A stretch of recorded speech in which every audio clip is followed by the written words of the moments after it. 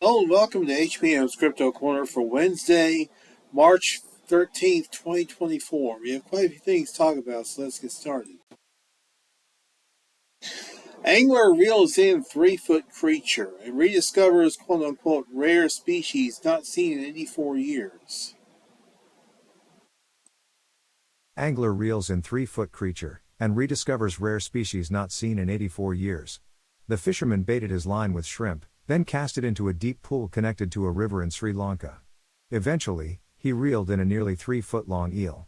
In May 2021, a photo of the fisherman's catch was sent to Thirindu Ranasinghe, a researcher with the Wild Island Foundation, for identification, according to a study published February 23 in the journal Zootaxa.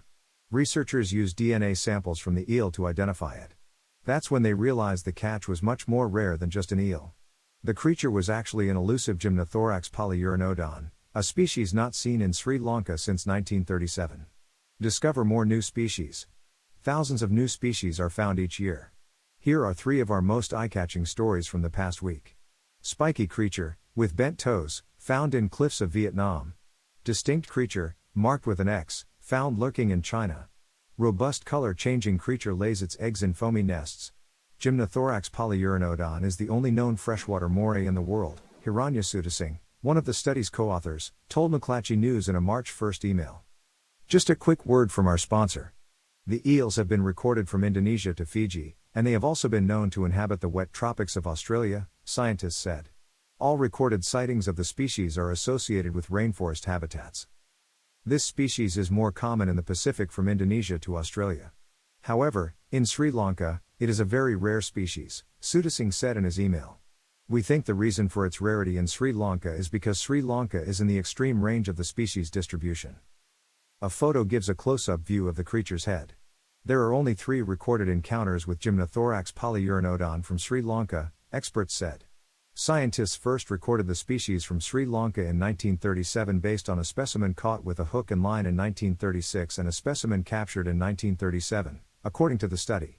The most recent captured eel was caught in a pool on the Jin River in Wakwela, which is in southwestern Sri Lanka.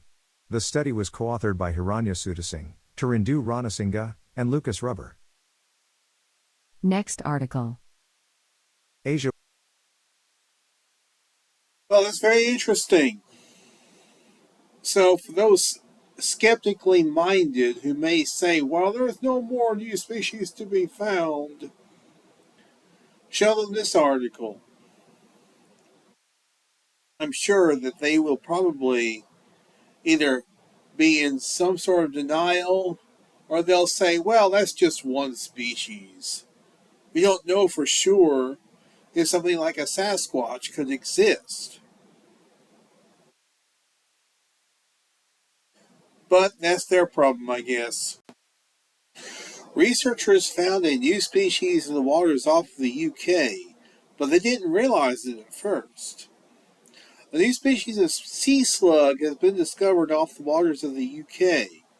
Researchers with the Center for the Environment, Food and Aquaculture Science said they originally thought it was a well-known species, Pleurobrachia mecali, found near Spain in the Mediterranean Sea, but they weren't sure. There were no previous records of this type of slug in the UK, raising questions around its identity, the center said in a news release. The new species of slug, which has been named Pleurobrachia britannica, is between 2 and 5 centimeters long, less than 2 inches, and has gills on its side. It was discovered during a routine survey of sea life in southwest England, and the center searched for experts who specialize in this type of slug to help them identify it. This is it, I suppose. Look at that. Interesting, isn't it? 2 inches long. Not very big, but obviously a rare species which has been rediscovered. So again, we have another case of a species that was thought to be extinct and rediscovered. A cryptid, in other words. So is there hope for Sasquatch? Is there hope for other cryptids? I think so. Walking groups spot huge footprints they think belong to Bigfoot. Large footprints around a size 16 or larger were discovered near a coastal path in Torquay, Devon. This is in England, by the way. Okay, this is supposed to be a Sasquatch footprint found in England, one of the most densely populated places in the world. A walking group of Brits were left gobsmacked after stumbling upon what they believed could be Bigfoot's footprints. The massive prints, which were around a size 16 or larger, were found near a coastal path in the southwest of England. Ziggy Austin, a teacher who was leading the coast-steering group, first noticed the huge tracks on Saturday, March 2nd in Torquay, Devon. Ziggy and his rock-solid coast-steering group were exploring the woods at Watcombe when they came across these mysterious footprints. Okay, now they claim that there was a trackway. Why did they not photograph the trackway? Why did they only photograph one track? Why did they not photograph the trackway? That's my question.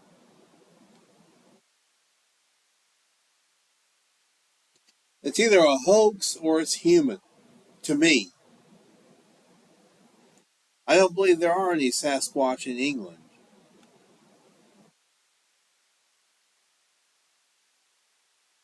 I don't think there's enough room for them over there. If it was Pacific Northwest, I would say yes, but not England. I know there have been claims for years that there are supposed to be Sasquatch in England, and there have been supposed photographs taken. I just don't think there are any hairy bipeds in the UK, but that's just me. Loch Ness Monster is one thing, Sasquatch is another. I just finished reading The Secret History of Bigfoot by John O'Connor. Here's my review. Good, if a bit too political. John O'Connor spent the days of the pandemic between 2020 and 2023 traveling to different states, Texas, Kentucky, California, Arkansas, and Massachusetts, interviewing Bigfooters and witnesses, as well as going to Washington State interviewing Robert Michael Pyle, where Bigfoot walks, crossing the Dark Divide, who gives O'Connor some sage advice about how to approach his writing on the Bigfoot subject. My only real concern with the book is all the political statements, particularly about a certain former president. I do not want to see politics in a Bigfoot book, no matter who you favor in a political sense. Other than that, the book is fine. There is also an interesting chapter largely about the ivory-billed woodpecker, regarding the parallels between the supposedly extinct bird and the large hairy bipeds. I can recommend this book, but just be aware of what you are getting into. 9 out of 10. I think that says it all. Oscar nominee Paul Giamatti would rather talk about Bigfoot and UFOs than pretty much anything else. Paul Giamatti would rather talk about Bigfoot and UFOs than pretty much anything else. Like everyone else during the pandemic, Paul Giamatti found solace on Zoom. The veteran actor caught an online talk presented by Stephen Asma, an author and philosophy professor at Columbia College, Chicago. Giamatti liked what Asma had to say about imagination and consciousness, so he did what any well-connected fan would do and reached out. We were Zooming when Zoom was a new thing. It was nice to chat with this guy, and we found each other having these longer and longer chats, says Giamatti during a rare break from his Best Actor Oscar campaign for his role in Alexander Payne's The Holdovers. Stephen jokingly said we ought to do something with this. The joke then turned serious. To craft their pitch, they sent one of their chats to visual artist Alex Sokol, who added animation and striking images to represent things they bantered about, like aliens, UFOs, and Bigfoot. We sat around thinking, who do we take it to, Giamatti says. It didn't take long for them to zero in on the podcast pros at Treefort Media, which came on board to co-produce with Giamatti's touchy-feely films. So, there are a few actors in Hollywood who are open-minded about such things. Jack Black is one of them. Another is Matt LeBlanc, Joey from Friends. He's been interested in Sasquatch for quite a long time. Jack Black incorporated it into Tenacious D in one of their songs, two of their songs actually, and their movie Tenacious D and the Pick of Destiny, which had flying Sasquatch. So there are some in Hollywood who are interested in this kind of stuff, in cryptids, and are open-minded about it, which I think is pretty cool. Finally, mountain lion sightings increasing in Kansas. Here's where. Topeka, KSNT. Mountain lions are on the prowl and showing up more often in Kansas, biologists say. KSNT 27 News spoke with Kansas Department of Wildlife and Parks biologist Matt Peake about recent mountain lion sightings in the Sunflower State.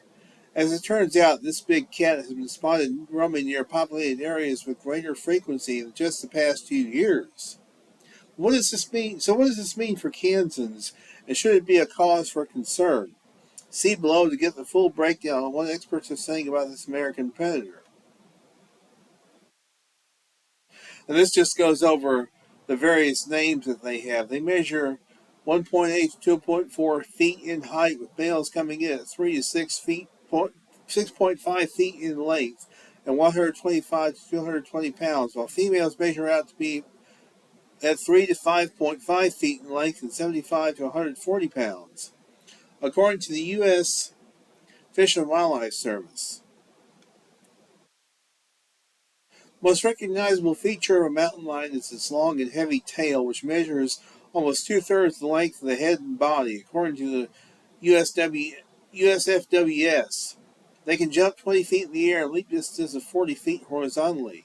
Their diets consist of a mix of small and large game and farm animals. Squirrels, beavers, raccoons, coyotes, rabbits, birds, opossums, cattle, deer, pig, porcupine, elk, or moose. There was a sighting in 2007, a first confirmed sighting in modern times.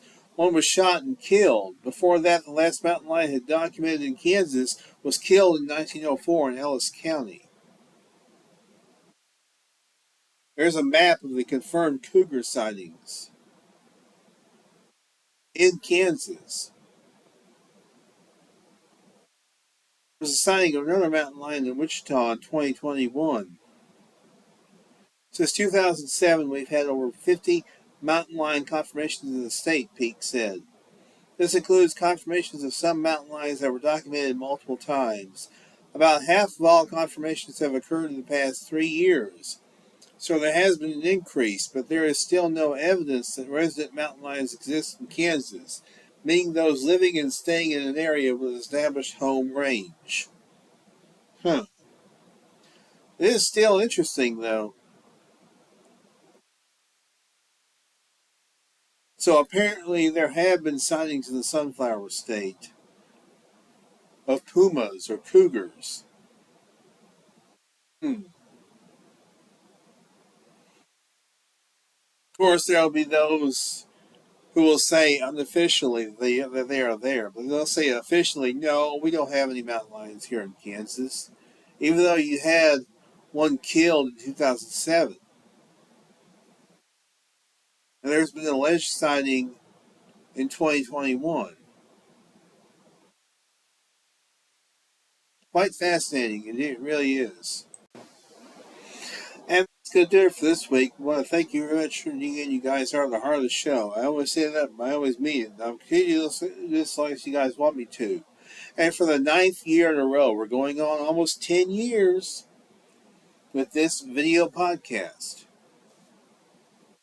And I appreciate all the comments you guys leave and all the likes you guys leave. Really helps. It really does. I believe it does anyway. So, until next time, until next week, y'all be good or be good at it. This is May-HBM, Cryptid-Corner.